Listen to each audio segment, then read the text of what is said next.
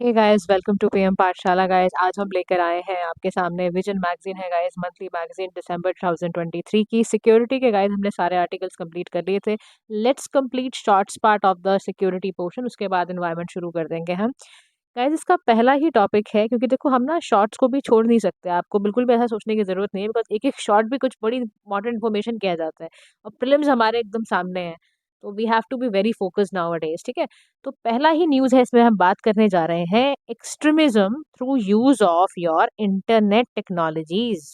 नई टेक्नोलॉजीज आने की वजह से बहुत ज्यादा एक्सट्रीमिज्म फैलाया जा रहा है।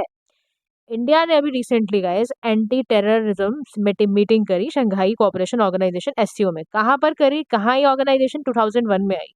दो परमानेंट बॉडी है, सेक्रेटेरिएट इसका बीजिंग में है, एग्जीक्यूटिव कमेटी इसकी रायत ताशकंद में है। एससीओ के मेंबर याद रखने हैं, चाइना है, इंडिया है, ईरान है, कजाकिस्तान है, पाकिस्तान है, रशिया है, तजाकिस्तान और उज्बेकिस्तान है। इस तरह से कुछ इसका निमोनिक बना के याद कर लो।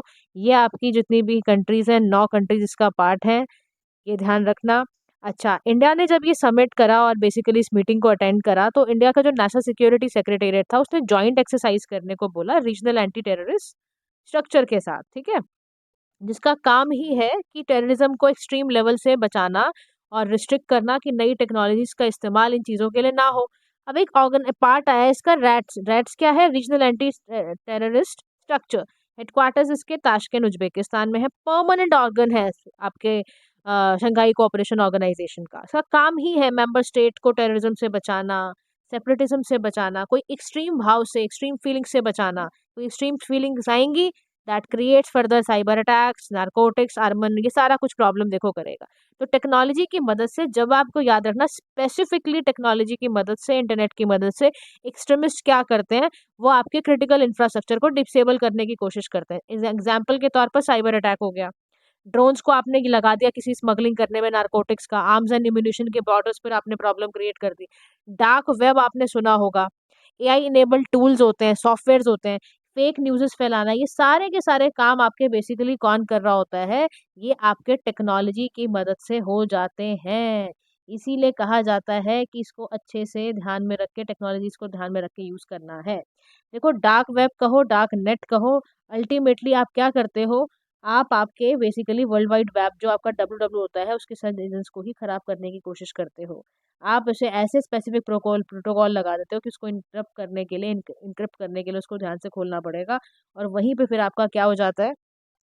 तो याद रखना, ये टर्म बड़ी इंपॉर्टेंट है, डार्क वेब। ठीक है, डार्क वेब कहो, डार्क नेट कहो, एक ही बात होती है, घबराना नहीं है। तो बहुत फ्रिक्वेंटली आपने न्यूज़ में इस शब्द को सुना होगा। तो इसमें इंटरनेट को आप एक्सेस ही नहीं कर पाओगे, ये हालत हो जाती है। ट्रेडिशनल जैसे कि सर्च इंजन होते हैं ना, गूगल पे आपने कर लिया, सफारी का इस्तेमाल कर लिया, यहाँ पर ऐसा हो जाएगा डार्क नेट के अंदर कि आप बेसिकली डब्ल्यू जो आपका हो, यहाँ मेरी कनेक्शन जुड़ जाते हैं, वो इतना डार्क बना लेते हैं आपका। डीप वेब आपने सुना होगा। तो सारे के सारे जो होते हैं, ये आपको एक्सेसिबिलिटी करने ही नहीं देते। तो ये बातें आपको ज़रूर ज़रूर याद में रखनी है। उसके अलावा जितने भी नॉन स्टेट एक्टर्स हैं, वो अपना मनी ट्रांसफ़र करते हैं, आपको पता ही है। Money laundering, drug trafficking, example आपने वानाक्राई का सुना होगा, रैंसमवेयर अटैक 2017 का। ये सारे के सारे इशारा करते हैं कि नई टेक्नोलॉजी, इंटरनेट आने की वजह से एक्सट्रीमिज्म ज़्यादा फैल जाता है। ठीक है, तो this topic is again very important topic. अच्छा, अब क्या मेजर्स लिए जाएँ कि मिसयूज़ खत्म हो? तो देखो जी, ये काम करने हैं। यूनाइटेड नेशन सिक्योरिटी काउंसिल का दिल्ली डिक्लेरेशन ने कहा, काउंटर करो नई टेक्नोलॉजीज को जो टेररिस्ट पर्पस के लिए यूज की जा रही हैं। एफएटीएफ, कल भी मैंने आपको बताया था, 1989 की बॉडी है, इसका काम ही है मनी लॉन्ड्रिंग को रोकना, वर्चुअल एसेट्स को रेगुलेट करना। Facial recognition technology Indian army कर रही है, उसका यूज करो ताकि एंटी आप अपने काउंटर टेररिज्म ऑपरेशंस कर पाओ। ग्लोबल काउंटर टेररिज्म फोरम को बनाओ ताकि बर्लिन का मेमोरेंडम वगैरह हो पाए। ठीक है, उसके बाद यहाँ पर आता है साउथ ईस्ट एशिया ओपियम सर्वे के बारे में। इस रिपोर्ट में बेसिकली टाइटल किया गया है साउथ ईस्ट एशिया ओपियम सर्वे 2023, कल्टीवेशन, प्रोडक्शन, इम्प्लीकेशंस। क्या है यहाँ पर? यूनाइटेड नेशंस का ऑफिस है ड्रग्स एंड क्राइम का, उसने ये असेस करा है ओपियम की जो कल्टीवेशन है, Poppy cultivation south east Asia में कैसे हो पाए, उसके बारे में।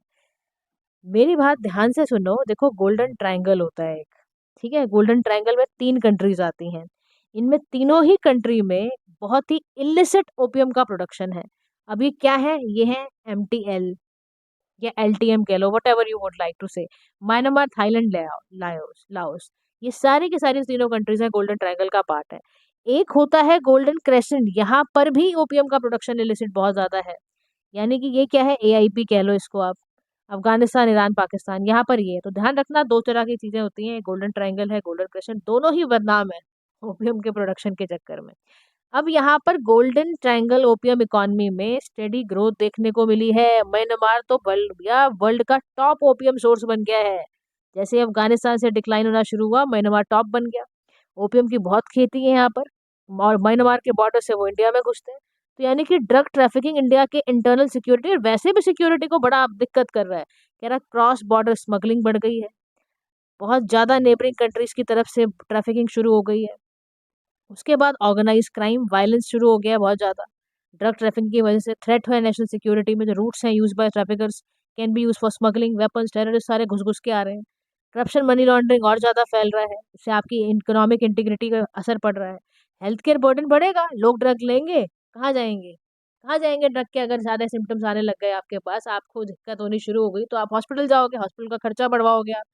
अब यहाँ एक ऑर्गेनाइजेशन होती है जिसका रेगुलेशन का काम है ड्रग्स का या रिलेटेड इश्यूज को एड्रेस करना। इस ऑर्गेनाइजेशन का नाम है United Nations office on drugs and crime.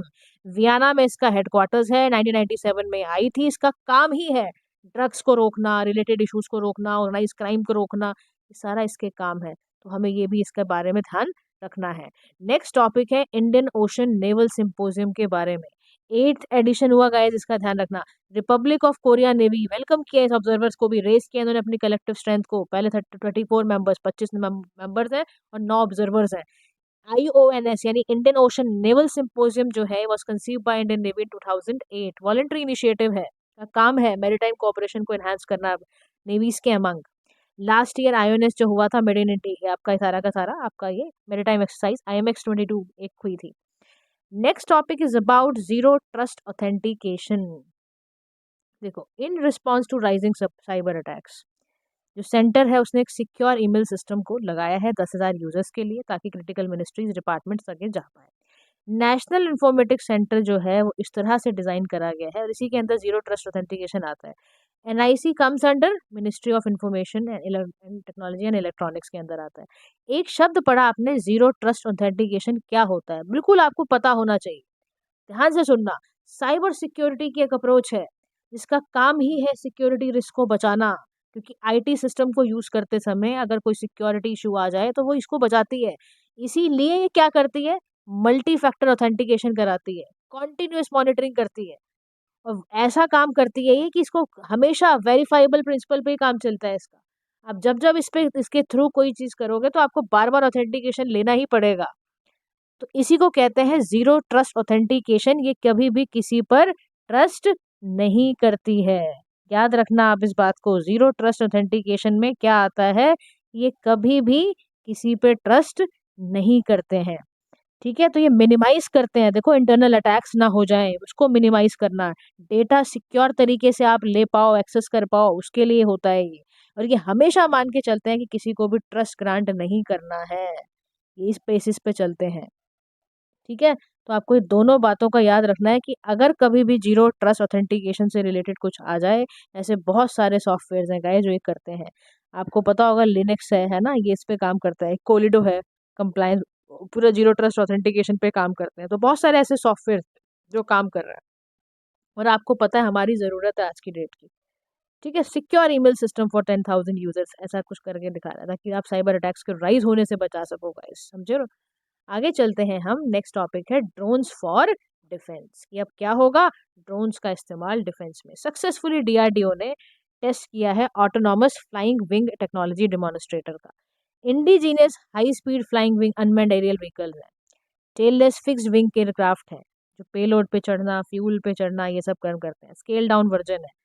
इसका डिजाइन डेवलपमेंट हुआ है by DRDO aeronautical development establishment. इसका काम क्या है, टेक ऑफ करवाना, लैंडिंग कराना, GPS की मदद से नेविगेशन को अच्छा करना, इंडिया ज्वाइन कर पाए एलीट क्लब उसमें मास्टर करवाना, ताकि एक कवर हमारा स्टिल कॉम्बैट ड्रोन हो पाए, ठीक है? अब हमें सबसे बड़ी बात है कि क्यों कर रहे हैं हम इसका इस्तेमाल।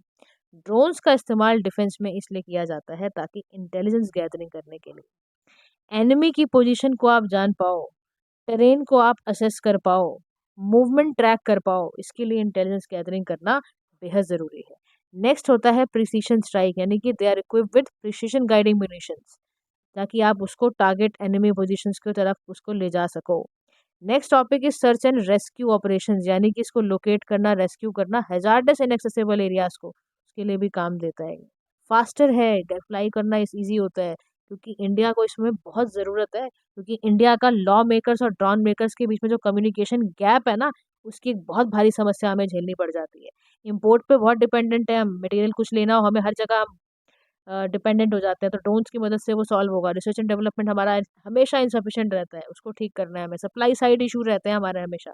ये सारे इश्यूज को एड्रेस करने के लिए डिफेंस में ड्रोन्स का जाना बेहद ज़रूरी है। इसीलिए हमारी गवर्नमेंट ने ड्रोन शक्ति स्कीम चलाई, प्रोडक्शन लिंक स्कीम चलाई, ताकि ड्रोन्स और ड्रोन्स के कंपोनेंट पे काम करा जा सके। और नेक्स्ट टॉपिक आता है इसी बात पर, आकाश वेपन सिस्टम, यानी कि एयरफोर्स एक्सरसाइज हुई थी अस्त्र शक्ति 2023।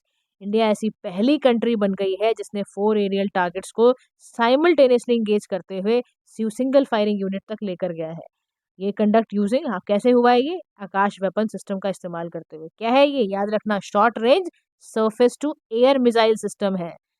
वल्नरेबल अटैक से बचाना, हवा में जो अटैक हो जाते हैं उससे बचाना। किसने बनाया, डीआरडीओ ने बनाया है, लोकली बनाया हमने इसको इंडिजिनियसली, और it has built in electronic counter measures करके बनाया गया है इसको, ठीक है, ये भी ध्यान में रखना है आपने।